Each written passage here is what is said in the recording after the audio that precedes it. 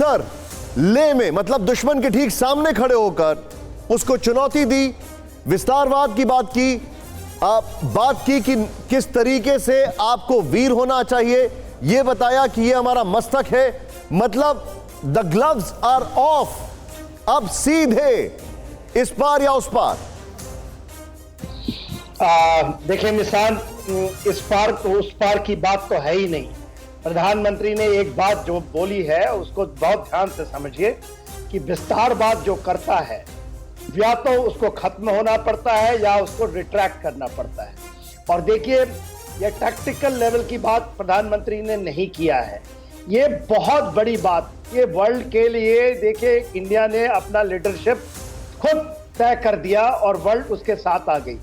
यदि लोग अभी बात करेंगे, कोई गलवान का बात करेगा, कोई पंगोत्सव का बात करेगा कि हमारी 1 इंच की धरती गई नहीं है। मैं आपको फिर भी बताता हूं, बात यह है कि आपने 17 तारीख को सुना होगा, 15-16 की रात के बाद गलवान हमारा है, गलवान वैली की बात हो रही है, वो अक्साई चिन्ह का हिस्सा है, अक्साई चिन्ह हमारा है।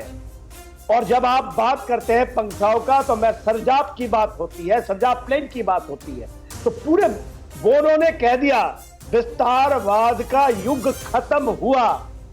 यह बहुत बड़ी बात है, इसको टैक्टिकल या ऑपरेशनल लेवल पे आप ना देखें या समझने की चेष्टा ना करें, हम गलत होंगे। सिन्हा साहब, आपने जो बात बोली है, मैं चाहूंगा जो हमने यहां पर आपने जो बात बोली है, पहली ब्रेकिंग के साथ मोदी जी के यहां पे शॉट्स दिखाएं, और पुष्पेश जी, विस्तारवाद इसका युग खत्म, ऊपर से जो स्टेटमेंट आया, यानी सीधे तौर पर निर्बल कभी शांति नहीं ला सकता, वीरता शांति स्थापना की पहली शर्त है।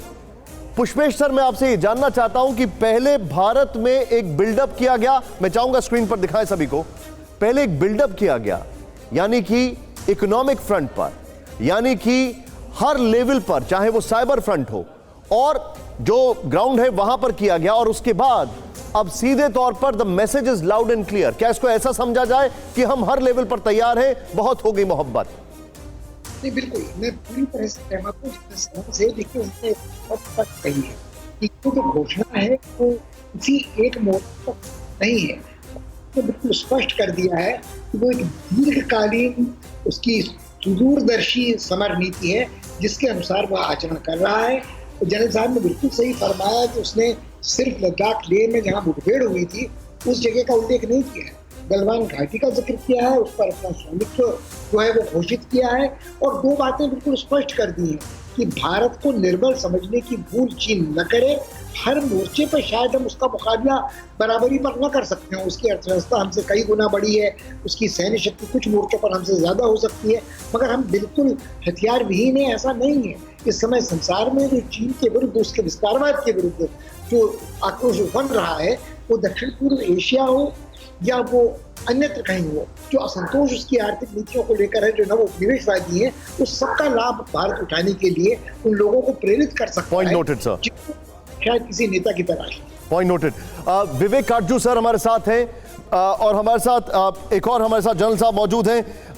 सर, मैं आप दोनों के पास अभी आ रहा हूं। विशंबर सर, इस वक्त अपने दर्शकों को एक चीज दिखाने जा रहा हूं, और जरा ध्यान से देखिएगा कि आज प्रधानमंत्री जिस जगह पहुंचे उस जगह पर क्यों जाना जरूरी था, उसी जगह पर वो उसकी टैक्टिकल इंपॉर्टेंस आप जानते हैं।